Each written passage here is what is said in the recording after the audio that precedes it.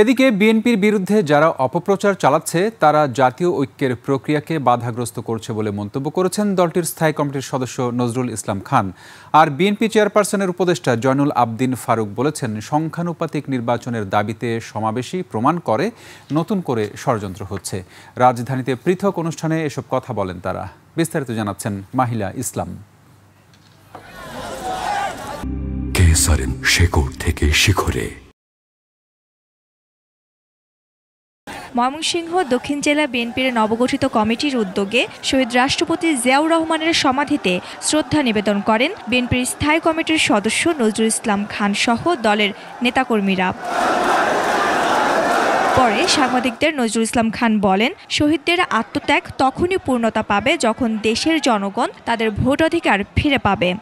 যে লক্ষ্যে আমরা ফ্যাসিবাদের পতন ঘটালাম সেই লক্ষ্য এখনো অর্জিত হয় নাই। এখনো বাংলাদেশের জনগণ তাদের যে মৌলিক অধিকার, তাদের ভোটের অধিকার প্রয়োগের মাধ্যমে তাদের নির্বাচিত সরকার প্রতিষ্ঠা করতে পারে না। শেকড় থেকে শিখরে।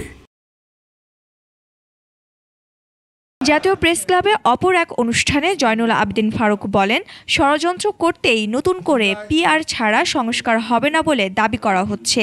যখনই লন্ডন প্রত্যাশা পূরণের অপেক্ষায় তখনই সোহরাওয়ার্দী উদ্যানে এই মিটিং করে সভা করে আরো ২-৪ জন রাজনৈতিক নেতাকে নিয়ে পিআর, সংখ্যানুপাত, নতুন পদ্ধতি, সংস্কার ছাড়া নির্বাচন হবে না। আজকে আবার দেখি এই ষড়যন্ত্রগুলো আবার কেন শুরু হয়েছে।